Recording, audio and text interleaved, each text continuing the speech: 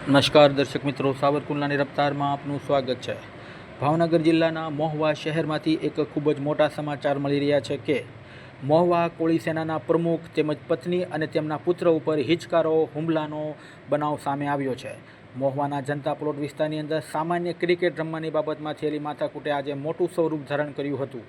મહુવા કોળી સેનાના પ્રમુખ મુકેશભાઈ ટાપાએ આક્ષેપ કર્યો હતો કે બપોરે બાળકો વચ્ચે રમતમાં થયેલી તકરાર બાદ તેઓ માત્ર પૂછપરછ કરવા ગયા હતા। તે દરમિયાન સામા પક્ષના આશરે 8 જેટલા લોકોએ લાકડી, લોખંડના પાઇપ અને છરી જેવા તીક્ષ્ણ હથિયારો ધારણ કરી તેમની પર અને તેમની પત્ની અને પુત્ર પર હિચકારો હુમલો કરી દેતા સમગ્ર વિસ્તારની અંદર ખળભળાટ મચી જવા પામેલ છે।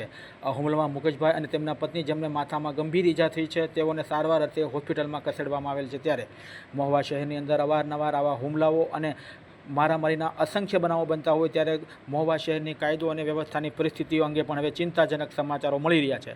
ત્યારે આ સમગ્ર બાબતે મુકેશભાઈ દ્વારા એવી માંગણી કરવામાં આવે છે કે પોલીસ તંત્ર દ્વારા આ જવાબદાર હુમલાખોરો સામે તાત્કાલિક કડકમાં કડક કાર્યવાહી કરવામાં આવે તેવી પણ તેમની માંગણી છે। ત્યારે સામાન્ય જનતામાંથી સવાલ ઉઠી રહ્યો છે કે જો સામાજિક કાર્યકર્તાઓ પર આ રીતે હિચકારો જાહેરમાં હુમલો થતો હોય તો મહુવા શહેરની કાયદો અને વ્યવસ્થાની સ્થિતિની કેટલી અંશ હદે કથળી ગઈ છે તેનું આ દૃષ્ટાંત છે। ત્યારે જોવું રહ્યું કે પોલીસ તંત્ર પણ હવે આ હુમલાખોરો સામે કેટલી ઝડપથી અને કેટલી કડકાઈથી કામ લે છે તો આવનારો સમય કહેશે, પરંતુ હાલમાં તો આ હુમલાની ઘટનાએ મહુવા શહેરમાં ખળભળાટ મચાવી દીધેલ છે। Bureau report, સાવરકુંડલાની રફતાર, Iqbal Sorathiya, Mahuva.